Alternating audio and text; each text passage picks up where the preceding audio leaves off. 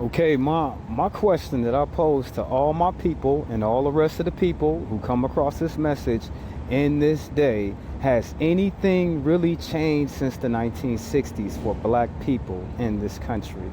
Now, your brother, I took it upon myself to scour the internet. I was just creeping on the internet, getting all this knowledge and all this information. And what I seen was a lot of people pissed off and mad that America really hasn't changed like that. Now, for century after century, I hear what my people saying down to our children, and we're saying the same thing, minus the bootlicks and the boule crowd of black folk. But for the most part, we're all saying the same thing. We're all on code on this. So that's my question that I pose for this day. Words that it was our original sin. We also fought a war to eradicate it and to get over it as a country. And that was a necessary thing that happened, and a lot of people died, and we did eradicate it, and that's a good thing. I think what he's asking is, in our museums, what defines us? Are we going to be defined by the worst moment or the worst institution or the worst mistake we ever made? Or are we going to be defined by what we've done moving forward to get over it and to become the greatest nation?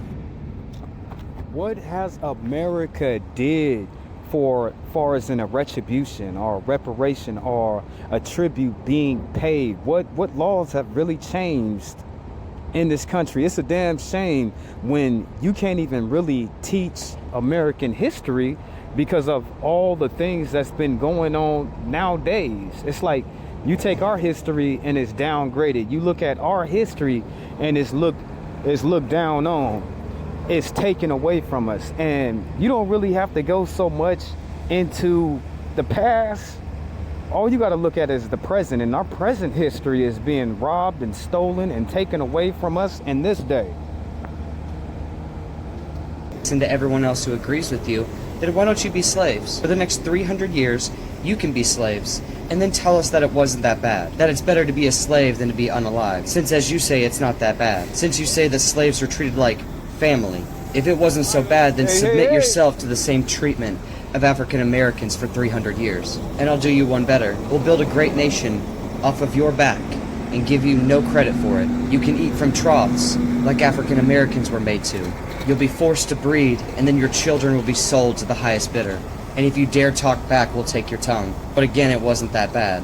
If you try to take any food because you're hungry, we'll take your fingers. But again, it wasn't that bad, right? Your women will be forced to please their masters against their will. But it wasn't that bad, right? You'll work in the hot sun from dawn to dusk every single day. And you won't have a problem with it, right? Because it wasn't that bad. But you're not going to do that, are you? Because you know that it was that bad. In fact, it was far worse than many of us even know.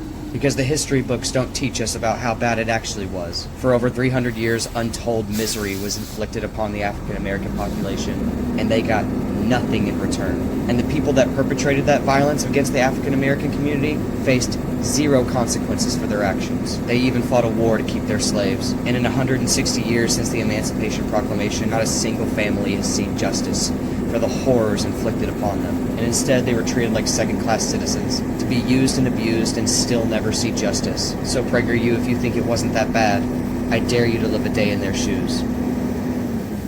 Okay, thank you. We got another speaker up. We got one more. Well, no, we got two more speakers before I have to cut this. To the white people saying that the Black History Museum has an overemphasis on slavery, what part should they focus on instead? The part where black people got restitution? Because that never happened. The part where black people got reparations? Because that never happened. The part where black people got their 40 acres and a mule? Because that never happened. The part where black people had their civil rights protected right away? Because in fact, what happened was your people in this country building up cities and towns and watching them all be burnt down to a crisp. Let's put it like this. Our history in this country is so dark. I don't really know, and I done said it for years because I'm a bit of a history buff myself. I don't know what was worse. What your great-great-grandparents went through in slavery or what they had to endure after slavery. Okay, we can throw in mass incarceration, we can throw in vagrancy laws, we can throw in lining, we could throw in sharecropping, we could throw in all of these things. But to tell you honestly, you know what I'm saying, as I sit here as the descendants of the slaves of America, I don't know what was worse, sir. What they did to your people during slavery, or what they did to them afterwards. And this is continuous, perpetual. It's just keep on going. If these people, if we don't eliminate and stand up for this, if we ever stand up for anything, they'll try to push this into the year 3000. You know what I'm saying? So your generations of our people, 10 generations, will still be suffering into the future. No, we have to keep on fighting now. That never happened either. In fact, it took until 1965, and even then, those civil rights are slowly being stripped away, case by case. If you don't like that a museum about Black history focuses on the countless ways that white people in power have stripped away basic humanity from Black people for 400 years, here is an idea. Stop suppressing basic humanity for Black people, pay restitution, pay reparations, protect civil rights, and dismantle the white supremacist infrastructure that sustains to this day from the legacy of slavery. You don't get to violently enforce 400 years of white supremacist policies, profit off of them, make generational wealth out of them, sustain power from them, and then look in the mirror and get offended by what you see. About this country, part of that journey is to dismantle systems that have been My built bad, to my oppress bad. them. Let's go back. People are so scared to talk about race and to talk about white violence and white supremacy because they don't want to connect themselves to it. We don't want to feel like we're a part of the problem.